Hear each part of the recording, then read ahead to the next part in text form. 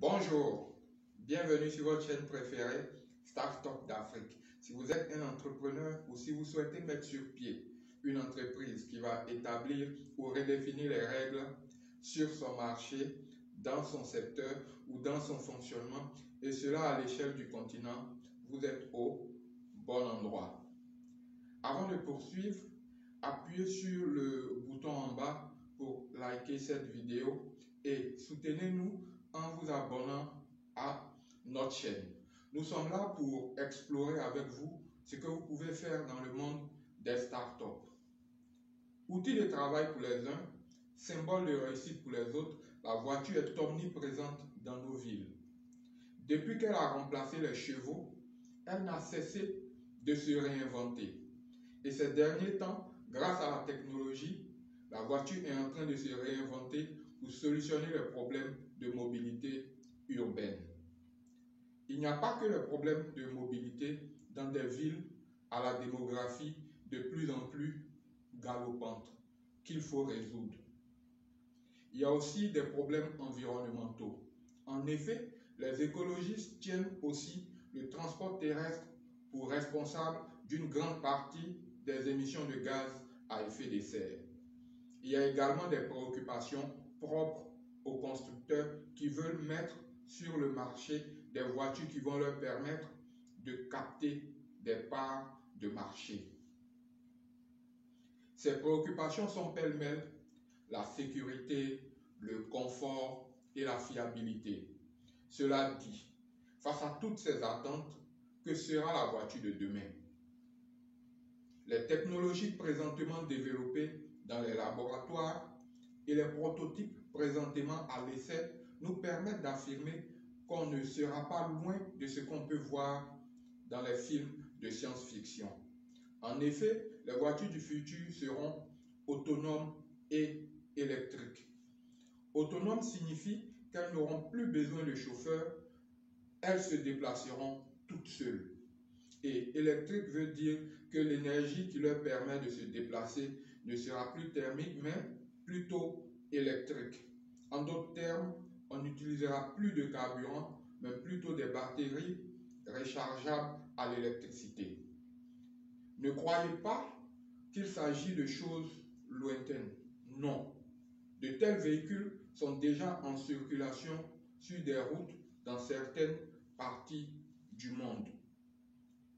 Pour les voitures électriques, tout le monde le sait, Tesla produit des voitures électriques qui marchent très bien. Par ailleurs, des voitures autonomes sont aussi en circulation.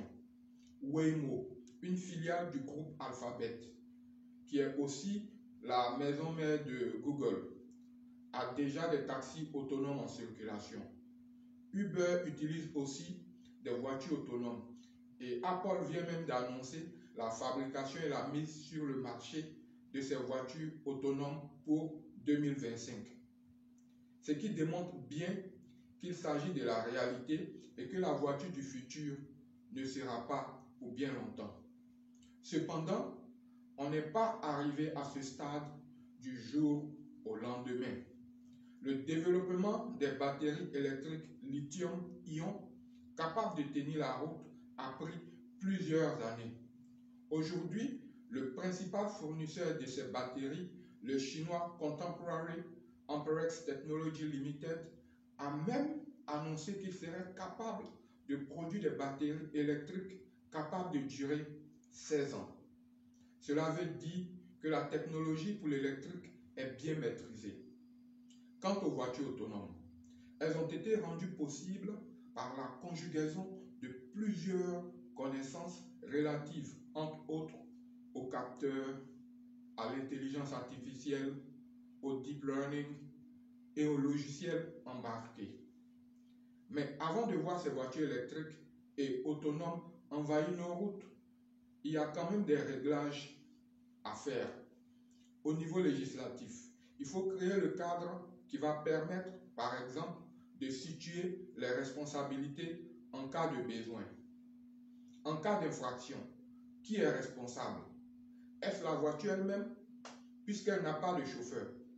Ou c'est plutôt son propriétaire, le responsable?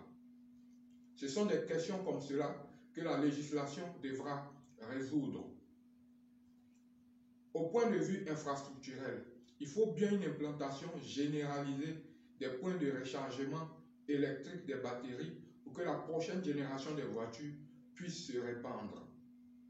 Il faut aussi des infrastructures qui vont permettre aux voitures de rester autonomes même pendant les intempéries, brouillard et autres.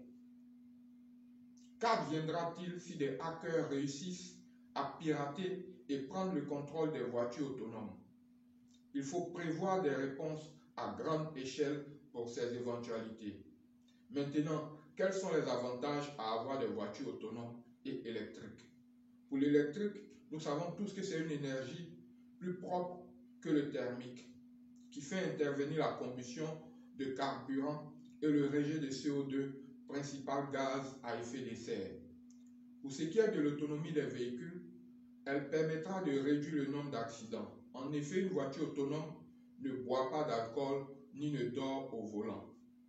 Autre avantage, c'est la réduction des embouteillages puisque les voitures autonomes cadencent leur vitesse en fonction des voitures dans leur champ de vision.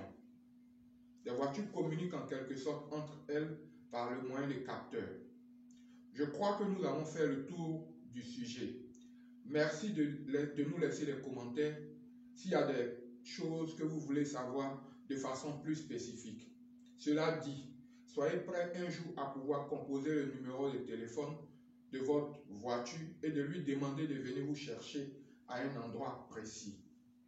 Nous ne sommes pas encore au niveau des voitures volantes, mais d'ici là, on se dit à la prochaine.